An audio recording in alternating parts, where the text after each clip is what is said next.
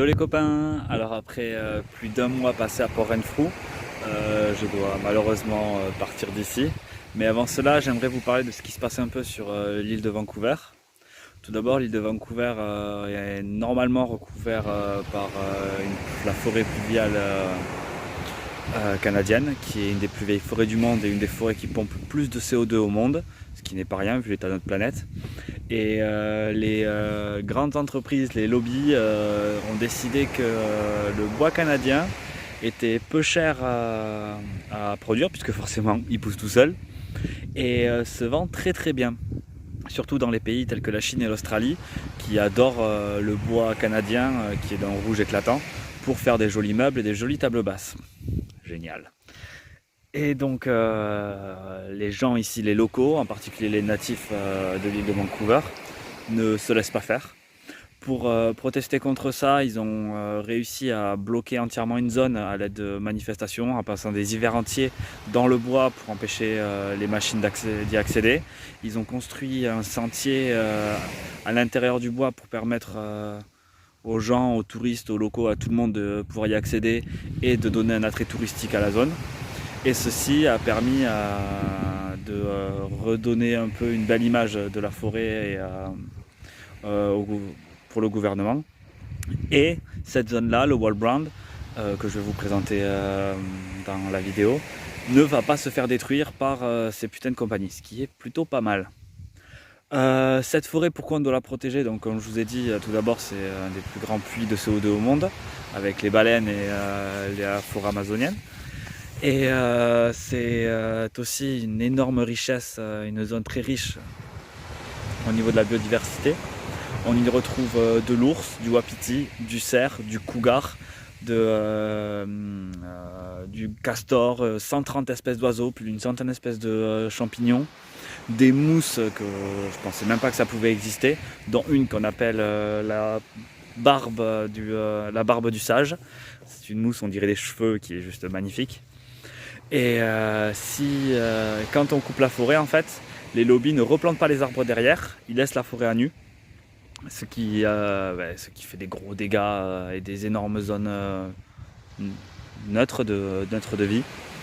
Et la forêt a besoin de déjà 10 ans pour avoir un sol potable pour que des plantes puissent s'installer.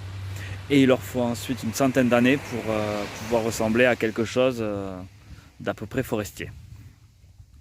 Donc je vais vous présenter le Wall Brand maintenant, avec ces arbres remarquables qui font une taille, je ne sais pas si vous allez comprendre la taille qu'ils font dans la vidéo, mais c'est quand même assez exceptionnel.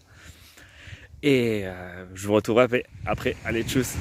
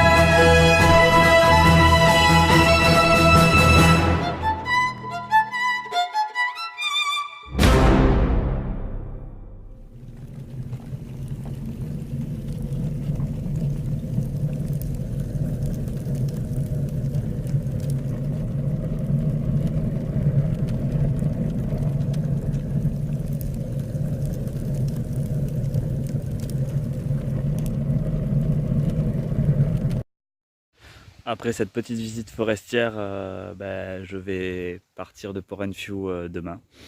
Donc ce soir, c'est petite bière au coucher de soleil pour apprécier mes derniers moments ici. Et donc voilà, je vous tiens au courant de la suite de mes aventures. À très vite, tchuss!